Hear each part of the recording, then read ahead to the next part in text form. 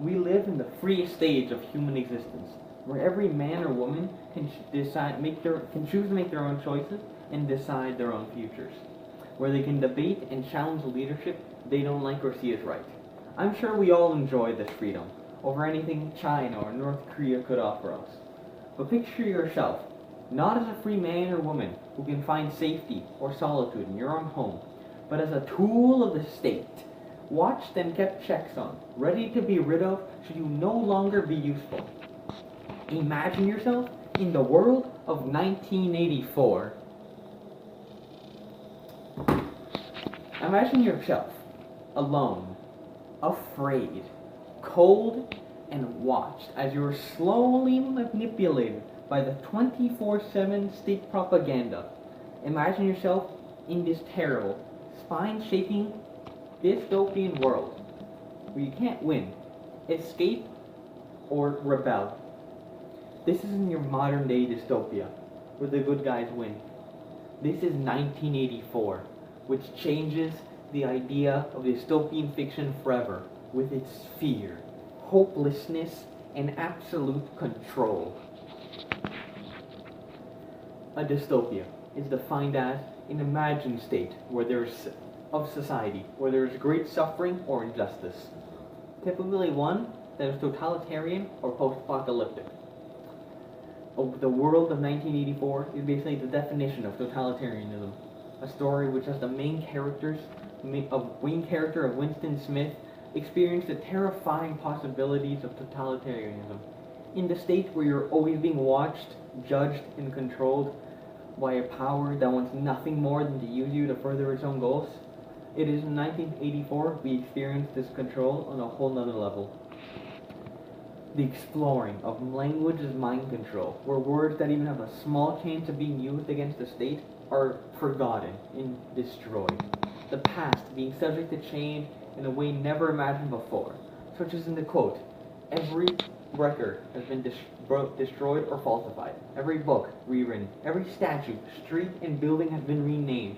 Every date has been altered, and the process is continuing day by day and minute by minute. The history exists except in an endless present in which the party is always right. The party is in control." This quote shows that.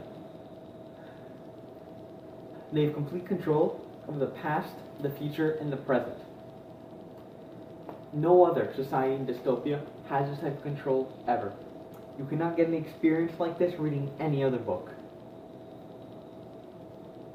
In 1984, marks itself different from other dystopian fiction through many means.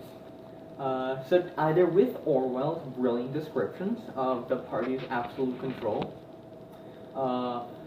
the destruction of hope that occurs with every step the characters take, and the absolute fear everyone in the nation feels of the party and its operatives, who are capable of coming out of nowhere and taking you away forever.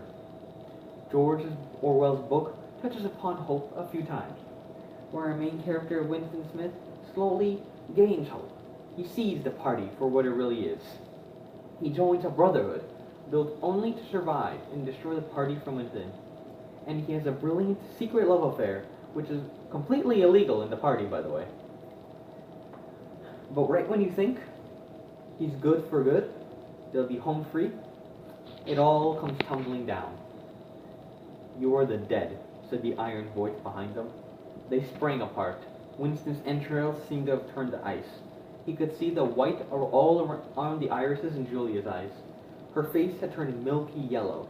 This smear of red that was still on her cheekbone stood out sharply, almost though unconnected from the face beneath. "You are the dead." The shocking and sudden entrance of the iron voice, reaffirming to Julia and Winston how this life is over and how all hope is crushed, and how they will be subject to the party's wrath for this treason. Unlike many dystopian fictions such as Hunger Games or Man in the High Castle, no good ending exists for our characters. Sure, they survive another day, but in the end, Winston and Julia go their separate ways and become just another loyal and subordinate member of the party. For them, no hope survives. "You have nothing to fear but fear itself," was probably the most famous quote of Franklin Delano Roosevelt. Fear is one of the main themes of 1984. It's a driving force, what drives people to rebel, what drives Winston to become part of the loyal party again.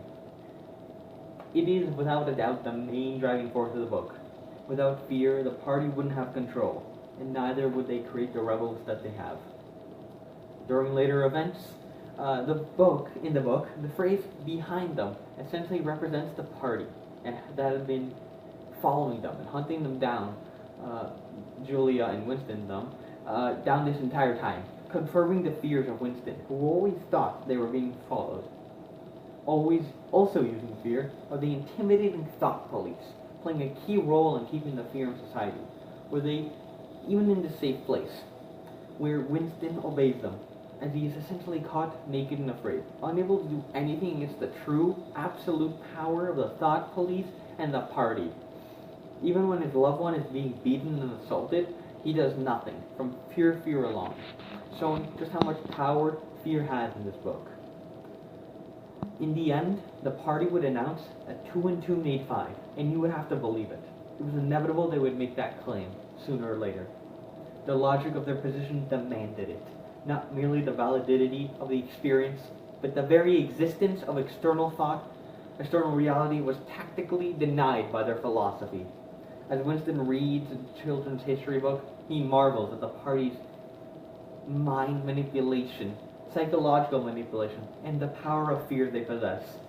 That we, the reader, understand how the party has such control over it all, and how afraid that makes everyone. 1984 is a book filled with messages meant to show how terrible totalitarianism really is.